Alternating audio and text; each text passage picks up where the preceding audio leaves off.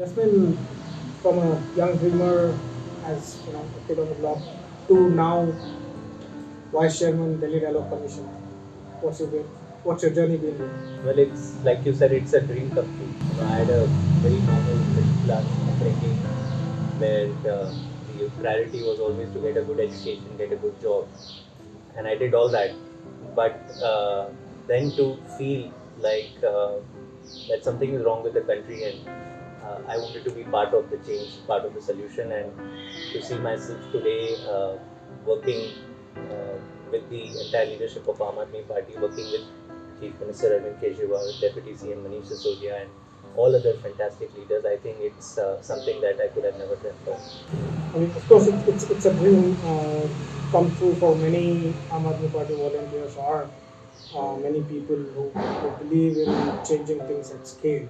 But tell us something about your college, your academics, the choices you made. Were there, most of kids don't get them by choice. It just happens.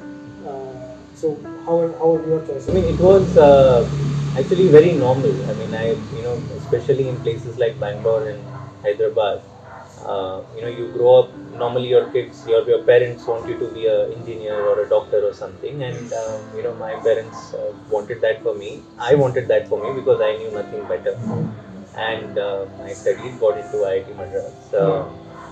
Did well over there, finished my BTech and MTech, and got a well-paying job. And I think I'd arrived. I'd done everything, and I think this is what life is supposed to be. Little did I know that the world outside was not as rosy as it looks like from within these campuses. And that is where I think it didn't take me long to decide that there is fundamentally my life needs to be about fundamentally something different. And I started looking for opportunities. And I knew politics is the solution. But that time, this was back in 2006-7, Aam Aadmi Party was not there. So I had to wait for a long time before I could find something. So you took some drift. Maybe your peers, your colleagues back then, what's been their professional career? Where are they and where are you now? How do you? I can say at least this much that everybody is at least earning 10 to 20 times more than I am. I'm very happy. They're all doing very good for themselves. Majority of them are actually in US. Working at Google, Apple. Some of them have founded, $1 million, $10, $20 million companies. Some of them are professors at Cornell, at Princeton, and then there are some who are already also in India and doing very well in the corporate sector. I would say barring one or two who are in politics and different parties of their choices, that's the trend that you see today, even today from institutions such as IIT. And you are? Well, I am, what do you say, a change maker. I would definitely, you can say politician, but also somebody who wants to work 24/7 towards implementing solutions, towards driving solutions, towards creating a governance model that can become a benchmark for the entire country. And I think that is what Aam Aadmi Party today stands for. How did you start your professional career, and was there any trigger point, or this was always there in the back of your mind? What was the? So I wish I can say that there was this one instance which completely changed the direction of my life. It was not as like that. As I said, I joined a good corporate job from the campus at IIT Madras, and I worked with a corporate for 3 years. Those were the years I actually traveled the length and breadth of the country. Today, Bangalore is the IT capital, right? I mean, it's the Silicon Valley, we call it. But you look at the potholes, you see the garbage in the streets, and it will put anyone to shame. And I think I reached a point internally where I couldn't take it anymore. And I felt that if we are proud of ourselves as a country and the kind of people we are, I mean, we are very smart people, then why are we not able to fix some of these issues? And that was the trigger for me. And that is when I decided to find the answer for myself, to start my own journey. I think this is a journey, everyone takes their own path. And interestingly, the journey for me started in Bangalore when I decided to leave my corporate career and pursue this track of public service. So, any fond memories for Bangalore? Many, many fond memories. I think if I were to summarize it, it would be sweet sambar and even sweeter people. After living in Chennai for many years, I'm very fond of masala dosas here. Once Uh, people come to Bangalore, it's very hard for them to do that. How It do you is. manage that? Well, I had to. I mean, I got a Fulbright fellowship and an opportunity to study public administration in Columbia University in US. So that's when I decided to leave. But for 3 years, I worked with Janagraha, which is, as you know, very respected non-profit, which works on advocating for better urban governance and for more people's participation in government. And I I had a fantastic memory. That was the experimental phase where I wanted to understand whether a young person like me can bring about any change or difference in governance or not. And I think during those 3 years laid the foundation for a passion and a decision that stands by me today, that I want to be in this space for the rest of my life. And one very interesting memory, obviously, from that time was the Jagore campaign. It became popular all over India. It was conceived very much in Janagra. I was part of the entire campaign. I led the campaign as its national coordinator, and we managed to register more than 6 lakh youths all over the country. It was launched in Janagra, but it was active in 20 cities all over the country. Ahead of the, so 6 lakh youths got registered ahead of the 2009 parliamentary election. And I think Janagra, as I remember back then when I was just in Bangalore, I think Janagra kind of democratized activism. I think anybody can participate and become an activist. Was a kind of thing. It made a point which unfortunately was written down in our constitution. The 74th amendment talks about participation of people in their local bodies, right, the municipal bodies. But unfortunately, we've been electing parties who do not believe in furthering democracy. You vote once every 5 years and then tata bye bye. You don't tell me what I should do for you. I will decide. And that has been the attitude of corporators in Bangalore those days. I would say even now. How do corporators, even the MLA, MPs, I mean, they think that the local bodies cannot manage things. I mean, everything has to be either under their control or they are the smart guys out there. Absolutely. Even it is interesting. It is actually not difficult at all. And this entire idea, and I remember when Aam Aadmi Party first came to power in 2015, everybody was like, these guys don't have any experience, why we should elect them? And any new city or state that Aam Aadmi Party goes to, these things are heard. But these people don't know governance, how will they govern? And you realize that actually what is missing today in governance is honesty, is competence, is people who are willing to put in the hard work. And I think Aam Aadmi Party exemplifies all these things.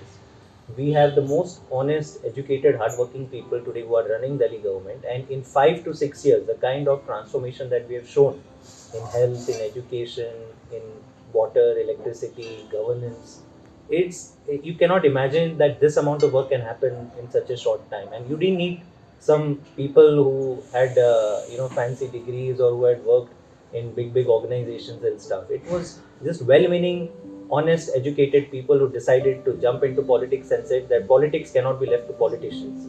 The common man has to come forward. I think the inexperience has helped actually. I don't think inexperience has helped. It is honesty that has helped. It is the fact that these are the people who are part of the common man. When we talk about Aam Aadmi, then the politicians today don't represent what the common person is going through. The common person is struggling to pay for the education. Even today, an auto rickshaw driver wants to, save money and send the child to a private school. Why? Because the government schools have failed it. It took an Aam Aadmi Party to understand that and said that an option anymore. Yeah, and said that first we will fix education. A flyover can wait for 1 year, but schools cannot wait for 1 month. Politics is not a career option for many educated candidates.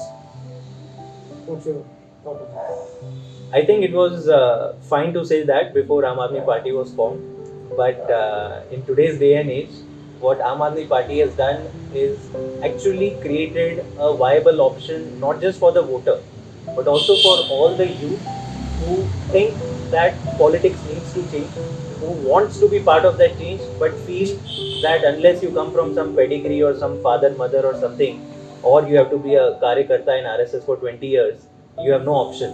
But no, Aam Aadmi Party, if you're honest, if you're willing to work hard on the ground and work for the people, Aam Aadmi Party is a very good option for all these. You mean to say the political space is open for professionals and change makers who want to work at a larger scale? 100%. And look at who constitutes Aam Aadmi Party. Arvind Kejriwal was an IRS officer. He didn't have to leave his job, right? Manish Sisodia was a journalist. Atishi Marlena, she was a teacher. Saurabh Bharadwaj was working in the IT industry.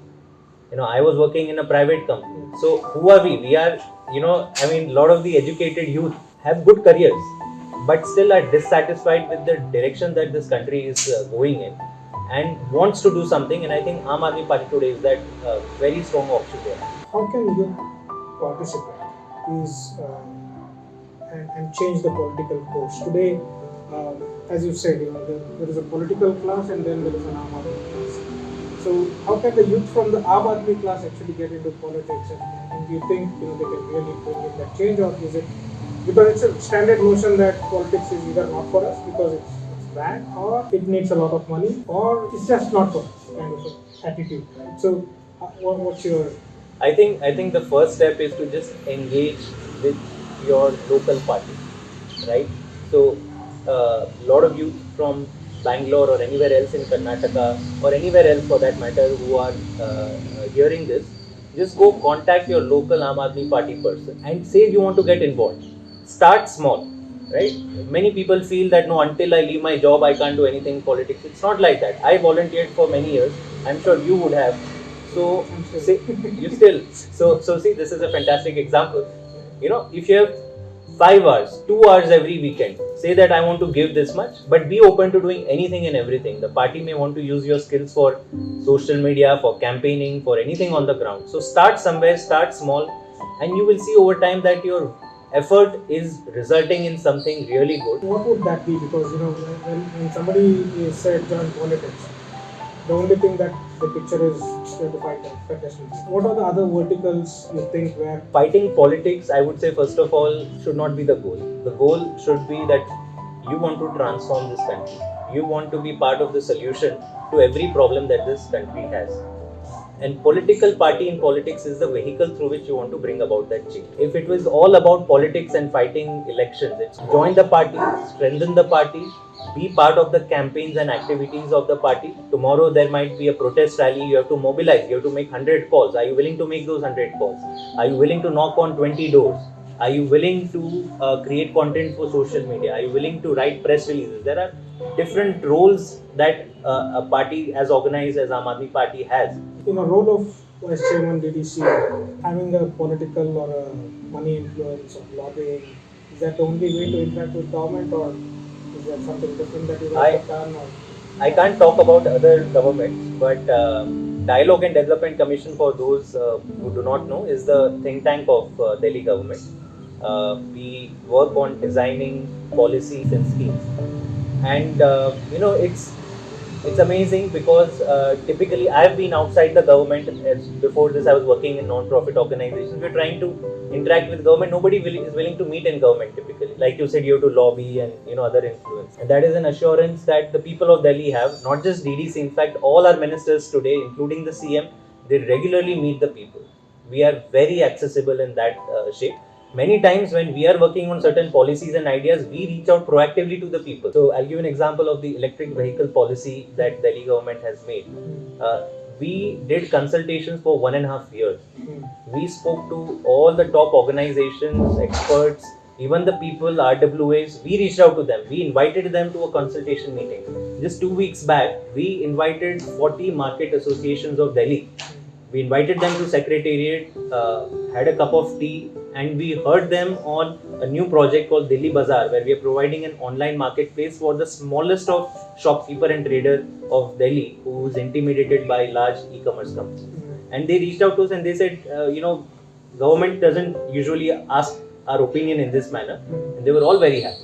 So we are changing this entire dynamic of, government is something that has to be lobbied and you stand with your hands held like this and stuff. No, this is your government. This is the common man's government. Do you recollect any small ideas that came through these dialogues that are now shaped into a large transformation in Delhi? No, so many. I would say not a single project or new initiative that we are launching happens without active discussions with the people. And I'll give you an example. I told you school management committees, right? So it is the school management committees, the people, the parents said that until earlier the budget of these SMCs were not even 1 lakh rupees. But the feedback came from the parents that give us higher funds. Why should government sitting at the center have to decide whether I should fix my toilet or I should fix my window pane? Somebody, a committee of parents sitting in the school would worry about the school situation far more than an officer of a government sitting in district. Better solution than a package. Yeah, it's decentralized, right? So we decided today Delhi government gives maximum funds to SMCs as compared to any government all over India. We give 5 to 7 lakh rupees to each SMC and they decide whether they want to hire an extra teacher, they want to install blackboard, fix toilets. They don't have to move any file. Or even hire fire and Not fire. Yeah. Not fire. Sometimes what happens is they have to take guest teachers. So that power is there. But normally it is the small repairs and stuff that really takes the focus away from learning, which we didn't want. And that's one example. What's the different about Delhi that other states are not able to do what you guys are able to do? I think it is all about the fact that there is an honest, there is an accountable government that is working 24/7 without any interests and working for the common people. Delhi might be a small city or a state, but what is it that is making Delhi work? Why is it Delhi schools are completely transformed? Our healthcare system, our clinics, our hospitals today are incredibly better than what they were 5 years back. Our public transport system, our water, we have 24/7 electricity, which was not there 5 years back. It is only and only because there is a Aam Aadmi Party. Honest, hard-working people who are not here to make any money for themselves, who will not let corruption happen, and who are working in sync with the people of Delhi. That is the difference, which is the reason why any state today can have this kind of a model of governance if they bring Aam Aadmi Party. Yeah, so we often hear from many in the administrative or political class that Delhi is a small city, it's not easy there, it's not even a state, half state, and all that thing. And do you think that transformation that you have done in Delhi for education, health, even electricity, water, is it really possible even in a state like Karnataka? Absolutely. See, if you see what is different about Delhi. Delhi is 2 crore people. It can be called as a small state, but it's still 2 crore people. It's not too small also. Plus, the problem is not if it's a state is small or large. The problem is that there is no honest government. There is no vision. There is no kind of priority that education and health needs to be worked upon. If you look at for the last 70 years, education and health have never been the priority for the politicians of this country. Tomorrow, if we are in Karnataka, the same model and the same priorities and the same honesty is going to come here. Again, as I said, changing governance is not rocket science. All it needs is honest people, committed people working on priorities of the common, which is what today Aam Aadmi Party and only Aam Aadmi Party is doing. Jasmine, so what do we call you? Social scientist, social entrepreneur, or a survey administrator? You can call me a political administrator. Thank you, as usual, very casual and very candid. No pleasure talking to you as well.